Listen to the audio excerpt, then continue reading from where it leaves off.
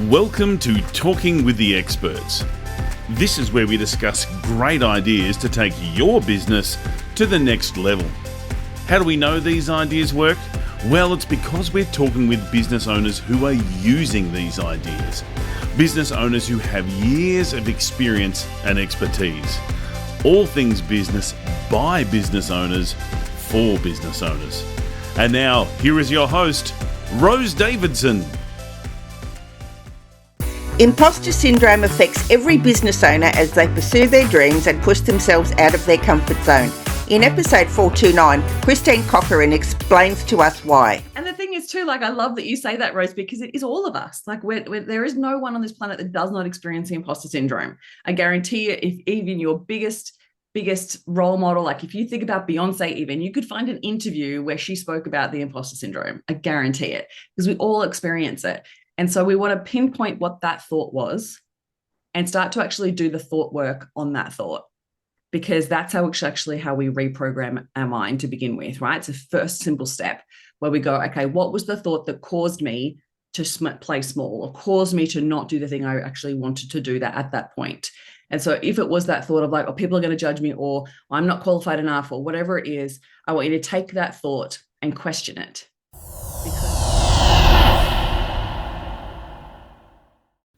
Talking with the Experts. Hi, I'm Rose Davidson from Talking with the Experts. I'd like to take this opportunity to thank Global Glamping Charities for their valued support. Global Glamping Charities, solving homelessness in all its forms. Reach out to them at globalglamping.org. Do you love your podcast and dislike the editing and uploading to the various platforms? Would you like to spend this time with your family and friends or work on your business? Podcast editing doesn't have to be a chore. Talking with the Experts partners with podcasters who need help with audio and content editing. If you'd like to know more, contact me, Rose Davidson, using the link showing now, or send me a private message. Hello and welcome to Talking with the Experts. I'm your host, Rose Davidson from rosedavidson.com. Talking with the Experts is about all things business by business owners for business owners. You can find it on all good podcasting streaming platforms and on YouTube. Today, my guest is Christine Corcoran, and we're going to be talking about one of my favourite subjects, imposter syndrome. And I've had a few guests on, but Christine believes that imposter syndrome can be our superpower. So, and we all know that imposter syndrome affects every business owner as they pursue their dreams and push themselves out of their comfort zone. And Christine loves teaching business owners how to turn the imposter syndrome from something that keeps them stuck to use it to create growth expansion in their business and make it flourish. Now, a little bit about Christine. She is a business mindset master coach. She is a speaker, a podcast host, and the creator of the Thrive Retreat and Elevated Transform Your Worth Money and Business program. Through transformational mindset work, money mindset strategies, value-aligned business goals, and leadership skills, Christine coaches stressed out and overwhelmed business women to grow and scale their businesses by becoming confident powerhouse women who charge what they're worth so they can thrive and succeed in business. Christine, thank you for joining me today and welcome. Thank you, Rose. Thank you so much for having me, and thank you for such a lovely introduction. You wrote it. But it's nice to hear it when someone else shares it and resonates with it, because I love how you were putting your hand up yep, that's me. Absolutely. I think a lot of us are in the same boat where we uses imposter syndrome to pull us back, because we do all love to be in our comfort zone. So how, firstly, how did you get into being a business coach? And secondly, why did you choose imposter syndrome as one of your major mindset values? So to begin with, basically what was happening is I was working in a corporate role for many years, working with business development and helping women in business to thrive in business. And the corporate company I was working for was very focused on the strategy side, right? Which is often the case where in business we think, oh, I've just got to get the right strategy, right? And so what was happening is that some business owners that I would share these strategies with would take them and run with them and be really successful. And then other business owners would take them and not do anything with them. And then I'd see them a month later and nothing has happened. And I would be like, but why? Like I was trying to figure out like, what is it about the way that I'm delivering the information? Is it the bits and pieces that I'm giving them in order to deliver that and implement that strategy? What was it about that, the difference between the women who would take it and run with it towards the ones that didn't? And so at first I was really frustrated. I thought it was me in the way that I was delivering the information. And so I went back and actually studied human behavior first. So beside my corporate role, I started studying human behavior to understand what makes people tick, what inspires people, what drives people, what motivates people. And through that, I actually found this thing called coaching. And back then it wasn't a public, very, very big thing, and there wasn't an industry around it. And I was like, what is this thing? And I did not know you could actually become a coach as a living. And I was like, wow. And so I got super fascinated with the brain, started studying neuroscience and NLP and understanding all the ins and outs of what makes us tick. And so through that, I then was so fascinated with the mindset piece, because I took everything that I was learning and implemented it into the clients that I was working with and saw such great results with the clients that had previously done nothing with the strategy, because everything that was happening in that space was all mindset stuff. They didn't have the self-belief. They thought that it wasn't going to work. They had fear of success, fear of failure, like all of these mindset blocks that were holding them back. And so by implementing these things and creating that change with their mindset, they were able to then take the strategy and implement it and do really well with it. So I got so obsessed with the mindset stuff that I was like, I just want to do this. Like, and so I stepped away from my corporate role and built my business. And I actually did it at the same time. So I built up my business alongside my corporate role because I had a mortgage and didn't think that I could take the leap like a lot of everyone else was doing.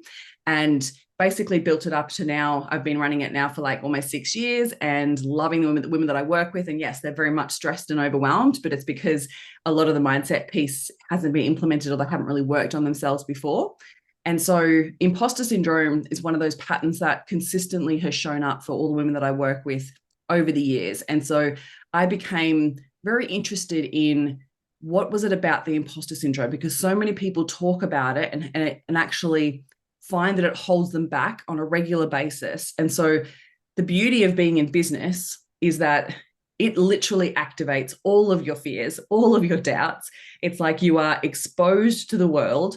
And if you don't work on the belief systems that are causing the way that you think about yourself and about business and about life and money and all the things, it can absolutely hold you back. So imposter syndrome is one of those consistent patterns that I just saw showing up. And so I was like, I need to change the way that we think about this, because imposter syndrome is actually not a bad thing. Okay. Right. So, I mean, I've always thought it was, something that we all have to work on. Imposter syndrome. It's like really, fear of not being enough, fear of, being found out that you're not as good at what you do as, even if you're brilliant but you still have that belief. So I know a lot of us do that. I came out of my corporate life and started a business many years ago, just doing admin work. And because I was really good at it so I thought I would offer it to other people. But I found myself being held back by myself because I had that imposter syndrome. Who am I to take what I know and, sell it to other people when, and I was charging like peanuts because I was not even charging what I was being paid in my corporate role because I didn't think people would pay for it. So there is a lot of learning to be had out of starting a business and thinking you're not enough.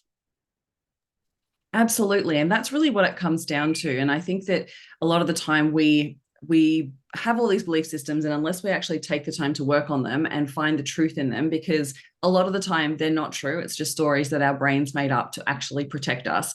And the interesting thing with the imposter syndrome is that it actually never goes away. So even like the levels of work that you can do on yourself it's like it always comes back up because it is actually a defense mechanism for your brain to keep you safe.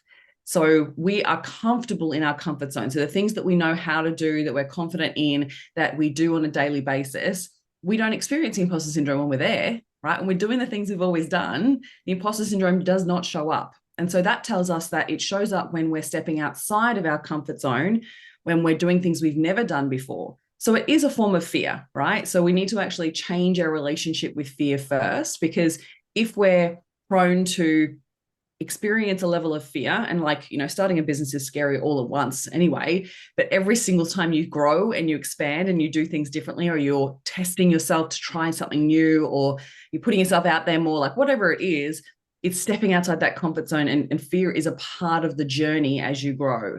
And so we need to actually adapt the way that we experience fear and stop letting it actually be something that stops us. Let it be a part of the journey, like that friend that's always going to be there, that's always going to be like, oh, do you really think you should do that? Oh, don't you just love those friends? Yeah, right. Not. Yeah, that's not what I need from you right now. I need you to tell me just to do it. So yes, it's one of those fear-based thought patterns. And the more we can be aware of the arsenal, that's the way I like to talk about it. It's actually like it has like this bag of tricks, that because the imposter syndrome knows you so well, because it's in your brain, it knows you so well. So it knows exactly what to say to cause you to play small. So the more that you can be aware of the language that it uses, the repeated patterns of statements it uses, because it always uses the same things, right? So it'll be a spiral out of control of like, nah, I'm just not good enough, right? And so the more that you can be aware of those thought patterns, the more we start to actually address them, right? So first step is obviously being aware. Second step is knowing that it's actually just part of the journey, and knowing that, it's not actually a bad thing. It's just your subconscious mind trying to protect you from scary things. And so when you adapt to that and go, it's okay, and start actually having a conversation with your fear and change the way that you think about it, of like, we get to go, okay, I get to run the show, right? I'm choosing where I want to go. I'm choosing what I want to do. Fear is going to be in the car with me as I'm driving. So I love that analogy. I think it was Brene Brown that spoke about that, of like, let fear be in the car with you. Just don't let it take the wheel. And so let it sit in the back seat. It's going to have all the things, or be the backseat driver, but just don't let it take the wheel or put the destination in the GPS, right? We've got to change the way that we think about fear, let it be a part of the journey, talk through it, and then recognize that arsenal and reframe it. Because it's like you were saying, who am I to go and share this and charge people for this? Well, who are you not to? If you've got that many years experience of doing it, and you're good at it and you really enjoy doing it, who are you not to? Yeah, right. And we have to get over that conversation. But how do we reprogram ourselves to do that? Because it's not always easy to recognize the fact that your subconscious is, being a bitch to you. So the first thing is awareness, right? The more that you can bring awareness to it and pay attention to, okay, so sometimes we notice the self-sabotaging behavior first before we notice the imposter syndrome. So it might be that we do something that we don't really want to do, or it's a day later and you're like, why did I do that yesterday? Why did I not put myself forward? Why did I not say to that person, oh, actually, I can offer you that? Or why did I not share on my stories that was the offer that I want to talk to people about, but I shied away from it and didn't share? Like, it's often the case that we notice the self-sabotaging behavior, how we've gotten in our own way. So I want to pay attention to that, and then take a few moments just to sit with that feeling. So remind yourself of the feeling of what created that behavior. So take yourself back in your mind of like, okay, what was I doing at that time? What did I tell myself in that moment? And so you may think back to it and go, you may have thought about putting that camera up and talking about your offer, but then in the moment of about to share it, your brain went, oh, you're not qualified enough to do this. Or what if people judge you? Or, but what do they say? Right? Guilty as charged, Your Honor. And the thing is too, like, I love that you say that, Rose, because it is all of us. Like, there is no one on this planet that does not experience the imposter syndrome. I guarantee you, if even your biggest role model, like if you think about Beyonce, even, you could find an interview where she spoke about the imposter syndrome. I guarantee it, because we all experience it. And so we want to pinpoint what that thought was and start to actually do the thought work on that thought. because that's actually how we reprogram our mind to begin with, right? It's a first simple step where we go, okay, what was the thought that caused me to play small or caused me to not do the thing I actually wanted to do that at that point? And so if it was that thought of like, oh, people are going to judge me, or I'm not qualified enough, or whatever it is, I want you to take that thought and question it. Because just because your brain is saying it does not mean it's true. Your brain is not a reliable source for truth. No. It is absolutely going to come up with all the different reasons why to keep you safe, because at this point, you feel that is actually a scary thing. So we want to work out what's the fear, right? What's the fear behind it that's causing that reaction? So if the thought is, well, I'm not qualified enough, then it might be like, well, actually, is that even true? Like, if we were to ask ourselves, like, is that even true? Because the majority of women that I work with have all the qualifications. They are super qualified to do what they want to do. But in that moment, that's their brains basically keeping them safe. So we want to question it, want to poke holes in it because it absolutely isn't true. And we want to find the truth for the opposite belief. So how am I actually qualified to do this? And find the evidence.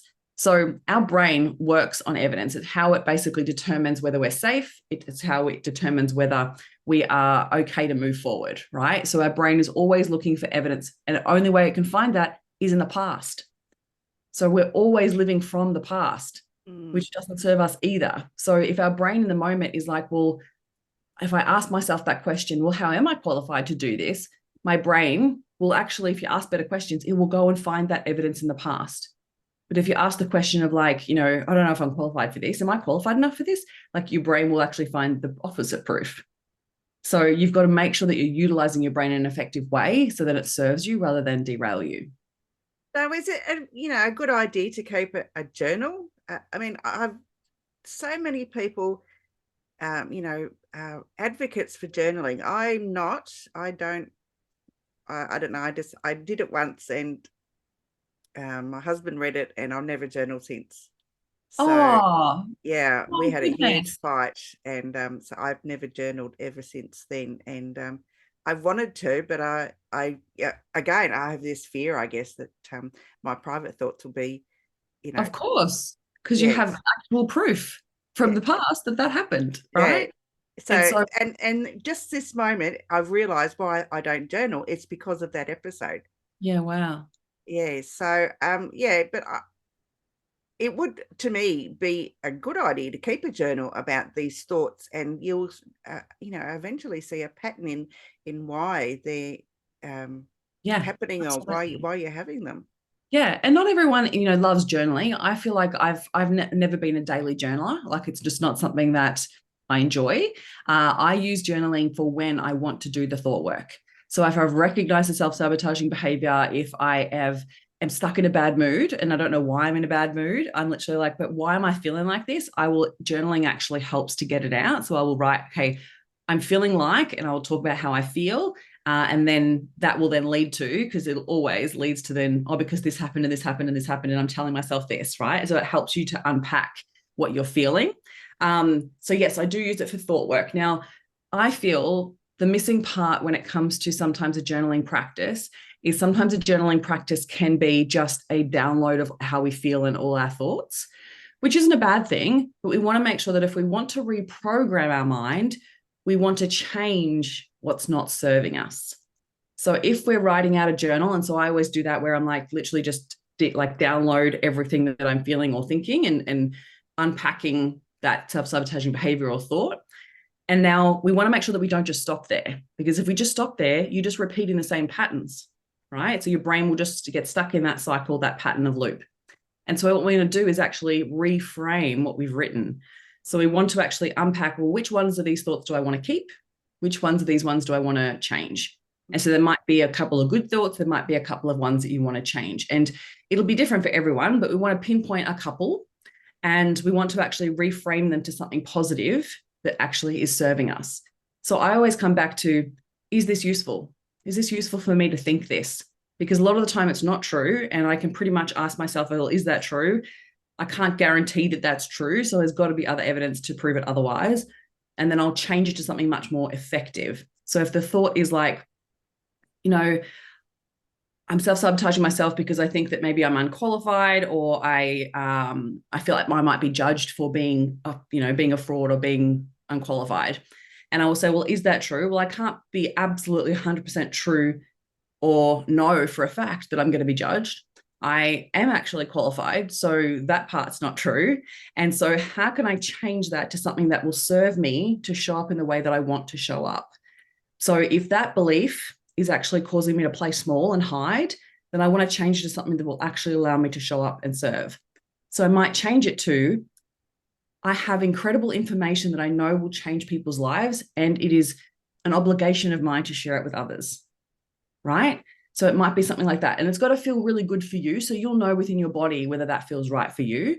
And so we want to make sure that it's in positive and forward-focused language, and focused on what we do want rather than what we don't want. So for instance, like I was doing this with a client the other day and getting her to reframe something around stress. And she was saying she'd written out a statement of like, oh, I no longer feel stressed.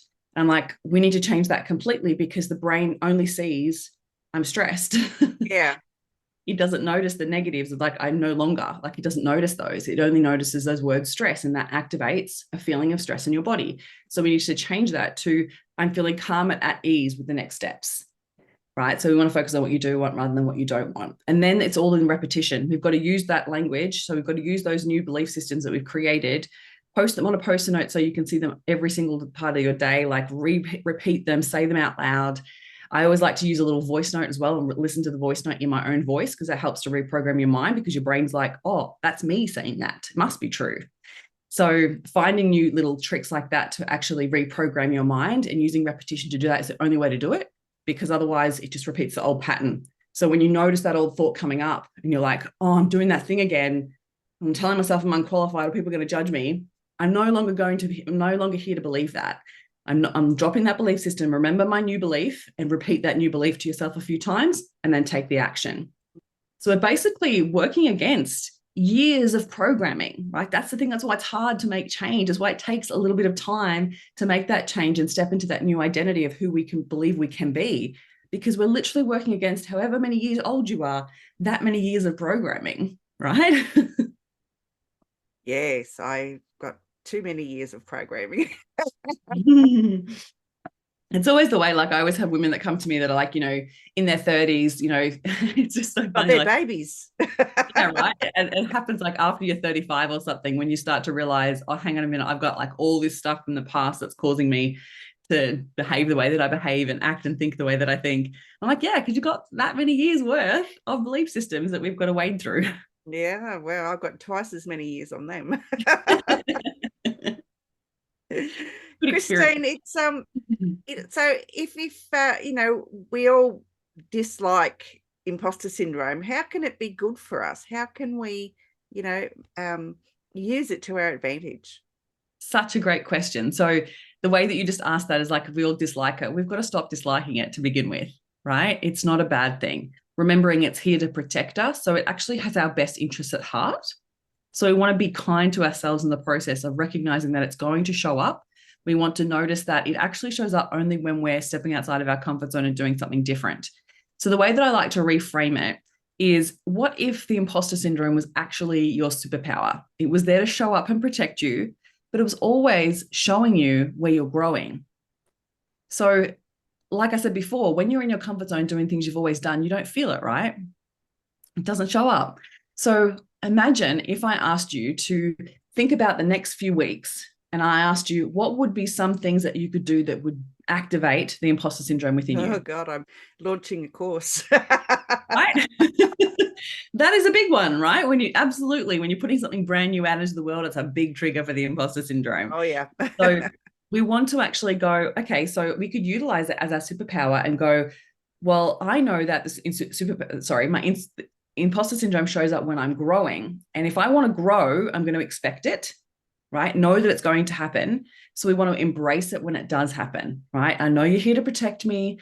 I know this is something I've never done before, but as I'm doing it, I'm going to learn this and I'm going to grow. And then before you know it, I'll be someone who has an amazing course out there for sale and people are loving it, right? And I will be that person. So you are literally shifting identities as you do these things. So the imposter syndrome can actually support you when you learn to seek it out, because it's actually helping you grow. And so we want to embrace it, seek it out, embrace it, and then work with it rather than against it, right? Sounds like a good plan. I think, thank you for the free coaching. I appreciate it. No worries, anytime. Yeah, I guess you are right. You don't run away from it. Just tackle it head on, like you would do if you were going to run a race and you hadn't run one before, or that particular, race. You've gone from 400 meters to 800 meters, and you decided, well, now it's time for me to step up. Yeah, you just remind your brain that you're safe, and remind yourself that you are good enough, because you've got the knowledge and you've got the expertise. So just go out there and do it. And if no one turns up, no one turns up. But it's not through any failings. It's just that it wasn't the time. Exactly.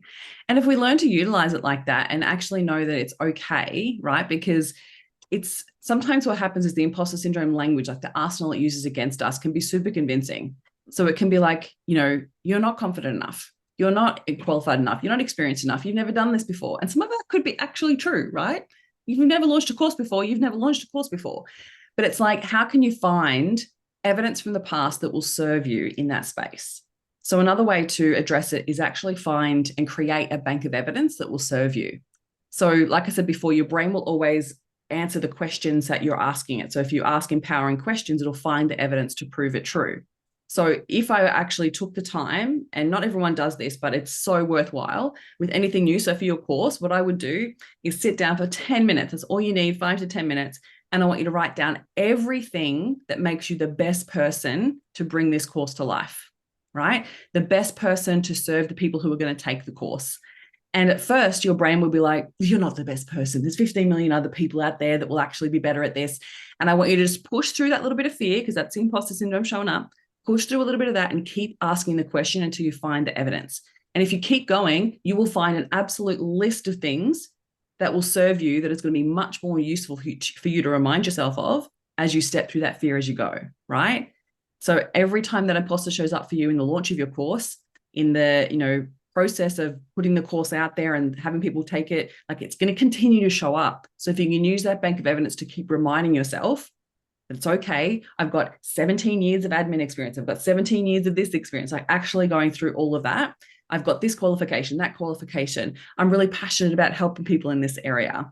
I have that experience back then that I can speak to that's going to serve people in this space.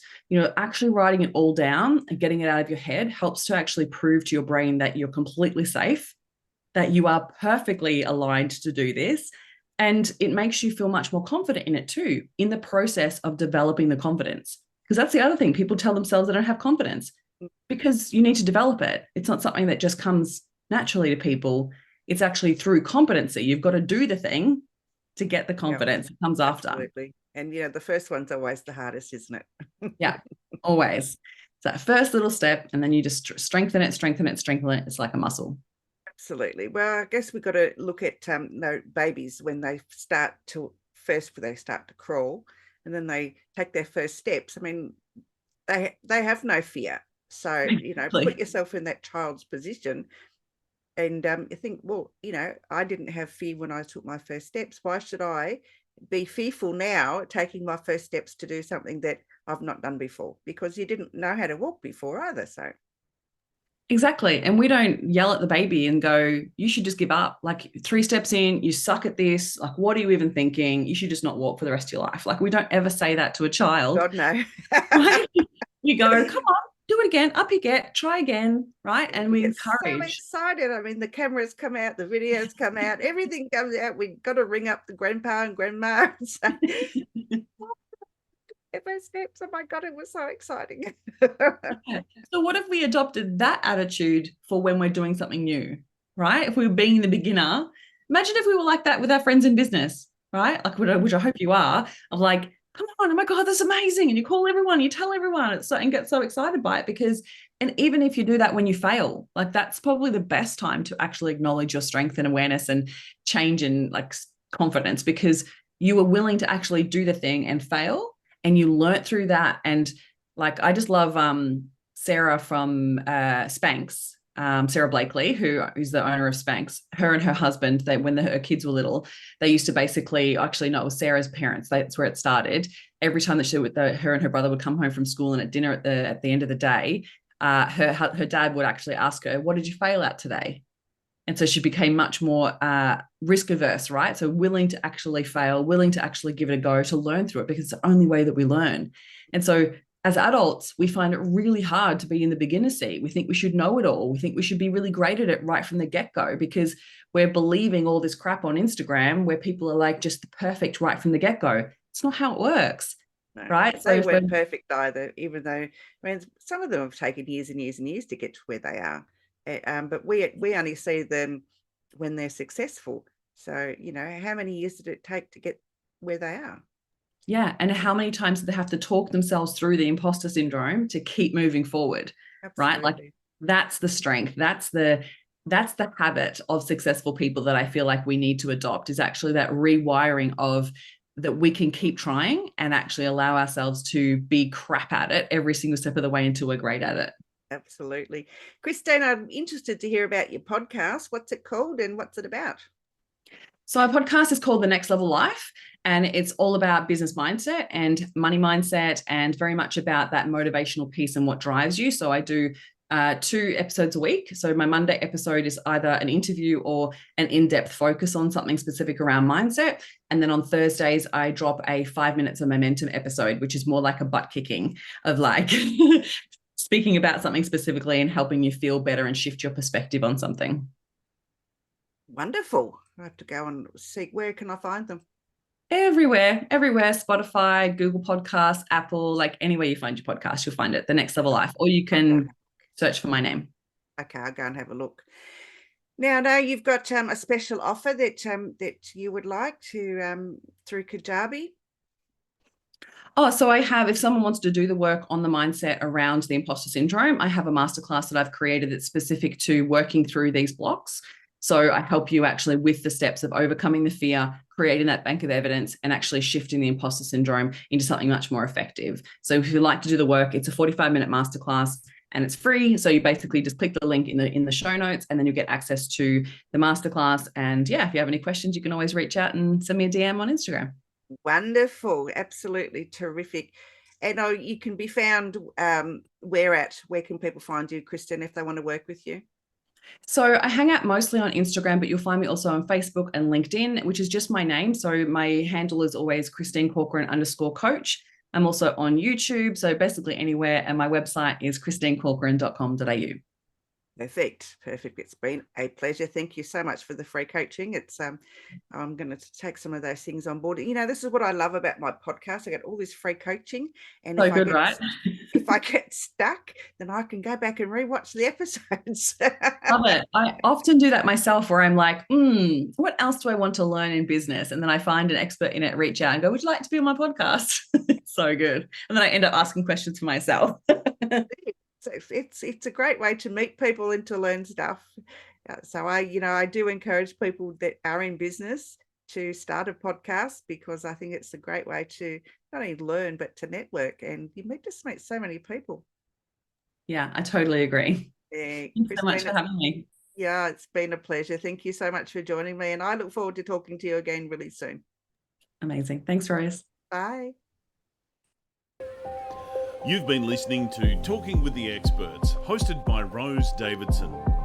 Make sure you have a look at our back catalogue over at talkingwiththeexperts.com, and be sure to subscribe to our podcast so you don't miss out on any episode.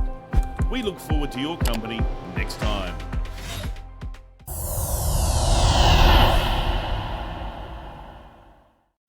Talking with the Experts.